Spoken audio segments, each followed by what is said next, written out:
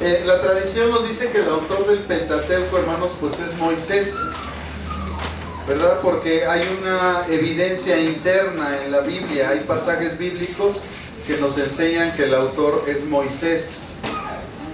Moisés es el autor del Pentateuco en el año 1447 al año 1407 a.C.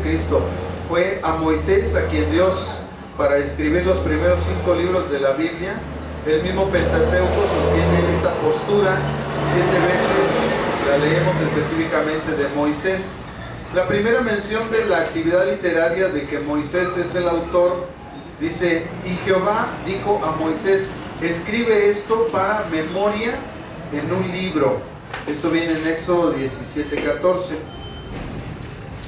Vean cómo en el libro de Éxodo,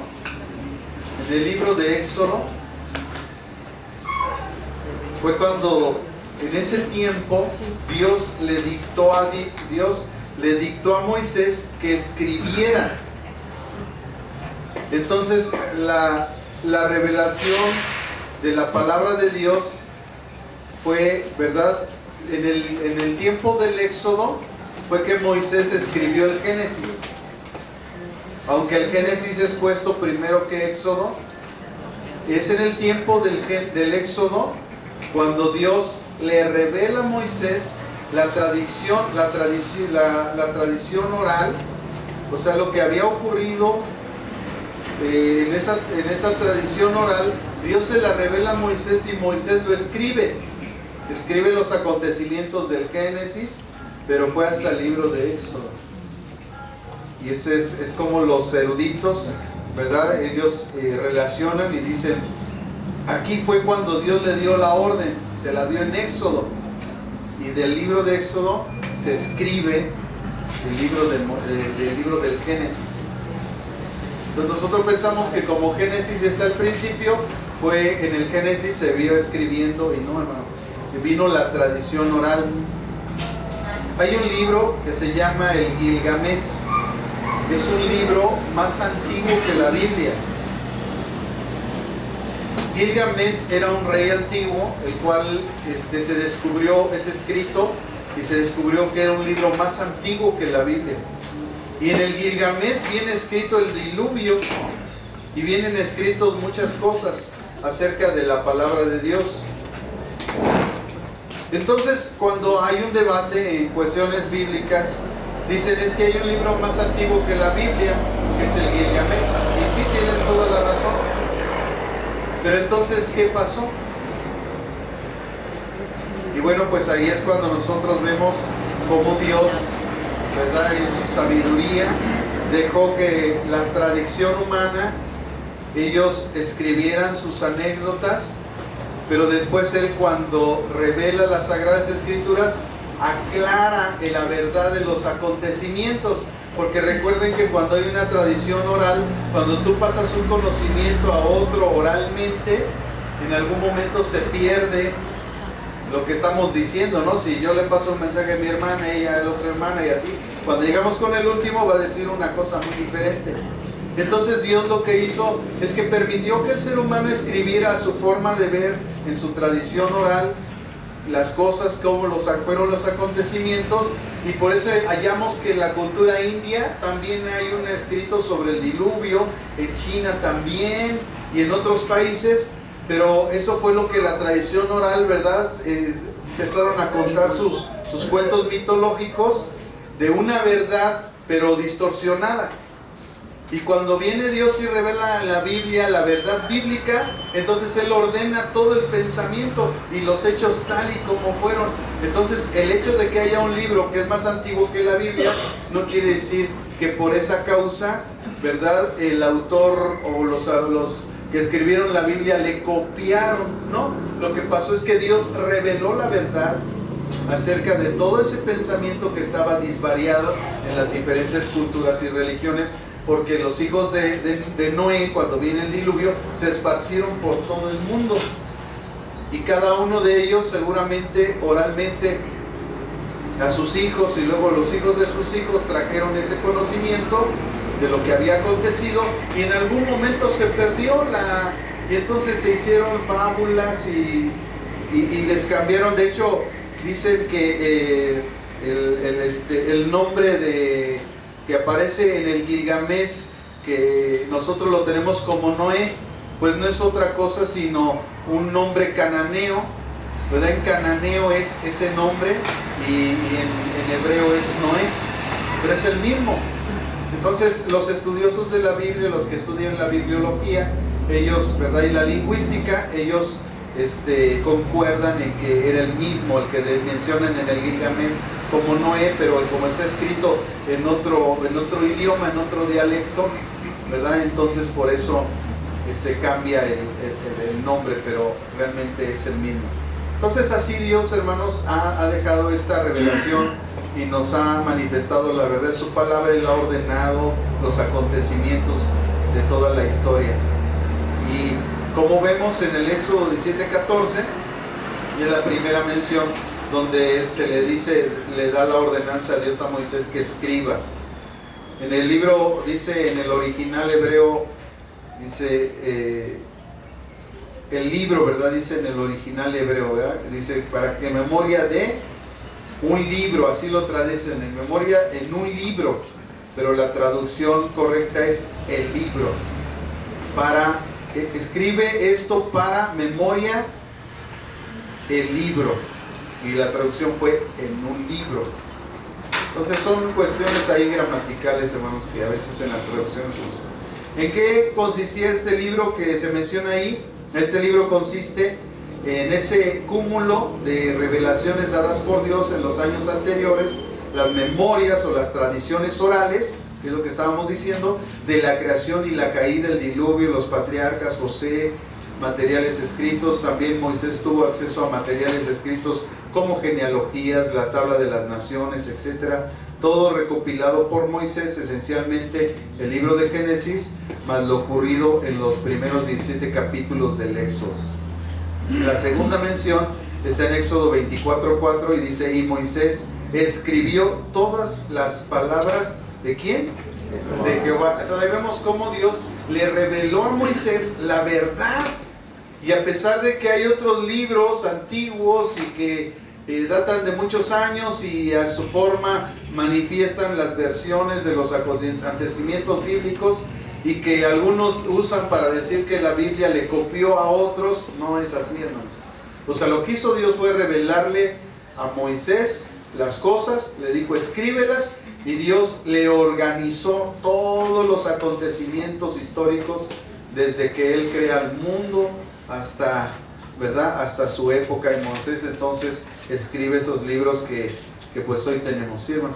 De acuerdo a lo que usted está diciendo, pastor, yo entiendo que si Moisés subió a la montaña que se escribían los 10 mandamientos, ahí también después revelaba la escritura de él. Sí, no, de hecho Dios escribió los mandamientos en piedra. Recuerden que antes no había papiros, no había papeles, y entonces se usaba en la piedra. Ahí se escribían las cosas en las piedras. De hecho, hay escritos en piedra de diferentes idiomas, de escritos, ¿verdad? En diferentes dialectos que ya son lenguas muertas, que ahorita ya no existen. Ya no existen en el sentido de que ya no hay gente que las pueda traducir. Ya no se usan, ¿verdad? Vamos a ver cuando veamos cómo se escribió, los idiomas que se escribió la Biblia.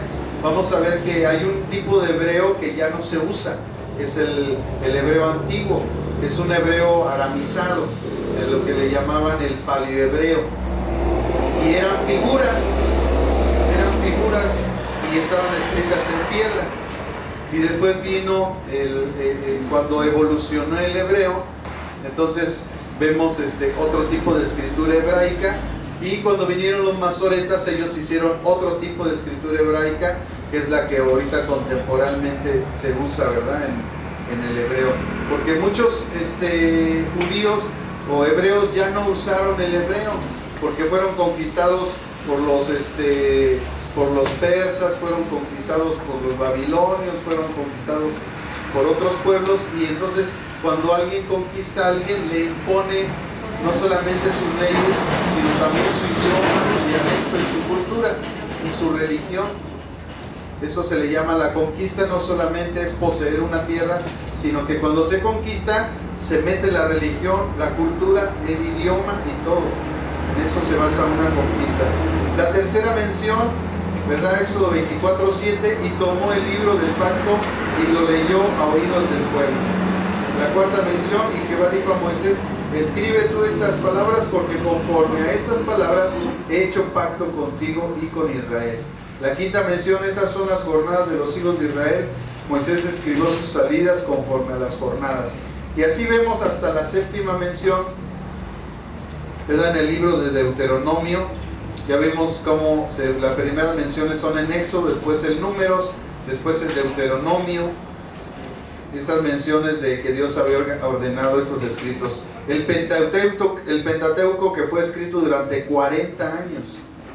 O sea, el Antiguo Testamento o el Pentateuco es la ley de Moisés.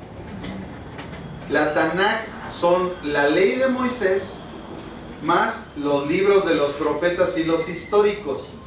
Esa es la Tanaj. La Tanaj hebrea son los 5 libros de Moisés, son los libros históricos y los libros proféticos. Esa es la Tanaj hebrea. Y el Pentateuco son los primeros libros. Eso es lo que se le llama la ley. Los 5 primeros libros de Moisés, escritos por Moisés. En el Nuevo Testamento también da testimonio de la paternidad literaria de Moisés. Cuando decimos paternidad literaria es que él lo escribió. En Mateo 19:8, en Juan 7:19, Hechos 3:22, Romanos 10:5. Por lo tanto, en toda la Biblia, tanto en el Antiguo Testamento y el Nuevo Testamento, sostienen la misma postura de que Moisés escribió el Pentateuco. ¿Para qué nosotros entonces tenemos las Escrituras, hermanos? Pues se lee para obtener primeramente sabiduría. Después se cree para ser salvo. O sea, los escritos bíblicos tienen estas 3 funciones primordiales. Primero, para adquirir sabiduría. Segundo, para creer, para ser salvo. Y la tercera es para ser santo, para llevar una vida de santidad. Estas son las 3 utilidades básicas de la palabra de Dios. Cuando yo leo la Biblia es para estos 3 aspectos: para adquirir sabiduría, para creer y ser salvo, y para practicar la santidad. Al ver la santidad de Dios, al ver sus principios morales, cuando yo pongo en práctica esos principios, ese conocimiento de Dios, yo estoy en un camino de santidad o de santificación. Entonces, cuando yo digo estoy en el camino de la santidad, me estoy refiriendo no a que pertenezco a una religión, sino a que estoy siguiendo los principios que Dios ha dictado para ese propósito. Mientras yo cumplo, mientras yo soy obediente, estoy en camino de santificación o de santidad. Contiene, ¿verdad?, luz para dirigirnos, alimento para fortalecernos, alimento para consolarnos, es el mapa para el perdido, el compás del piloto, la espada del soldado y los estatutos para el cristiano. Eso nosotros encontramos, hermanos, en la palabra de Dios. Es la luz que nos dirige, ¿verdad? Todos conocemos en el Salmo 119 ese que dice que lumbrera es a mis pies tu palabra. Alimento para fortalecernos, alimento para consolarnos, es el mapa del perdido, el compás del piloto, la espada del soldado y los estatutos para el cristiano. También, hermanos, la Biblia, en ella el pecador es restaurado y rescatado de las llamas del infierno y da esperanza de salvación por la eternidad. Es algo, hermanos, que nosotros debemos de considerar mucho, que cuando nosotros leemos la Biblia, ¿verdad?, ahí se expone el pecado. Somos restaurados además al leer. Yo tomo una actitud con respecto al pecado y esa actitud me lleva a la restauración. Esa actitud se llama arrepentimiento. Ese arrepentimiento me restaura. Entonces soy rescatado de las llamas del infierno y me da esperanza de salvación por la eternidad. Jesucristo es el tema principal. Salvar al mundo es su objetivo. Llevarnos a la gloria de Dios, su propósito. Ella alimenta nuestra mente, reina en nuestros corazones y guía nuestros caminos. Todo eso, hermanos, hace la palabra de Dios. Y muchas cosas más, ¿verdad? Pero básicamente en los propósitos de Dios en nuestra vida estas. Jesucristo es el tema principal de toda la palabra de Dios. Vemos a veces en internet jovencitos, niños, ¿verdad? Que están ellos disertando sobre cómo Cristo está en todos los libros de la Biblia. En Génesis, ¿quién es Cristo? En Éxodo, ¿quién es Cristo? En Levítico, ¿quién es Cristo? Y así ellos explican que en todos los libros de la Biblia está presente Cristo. Y así es, de hecho, ¿no? Se lee entonces cuidadosamente, frecuentemente y con fe y en oración. O sea que cuando yo voy a leer la Biblia, tengo que hacerlo cuidadosamente, frecuentemente y con fe y en oración, ¿verdad? Cuando yo voy a abrir la Biblia, voy a empezar a leer: Señor, abre mi entendimiento, ilumíname, déjame ver tu verdad, Espíritu Santo, ayúdame. Entonces empiezo a leer con cuidado, con fe, y entonces se produce, ¿verdad?, la siembra de la semilla de bendición en mi vida. La Biblia, hermanos, es una mina de tesoros, es saludable para el alma, da la verdadera felicidad al hombre, nos enseña las más altas responsabilidades, nos comisiona el trabajo más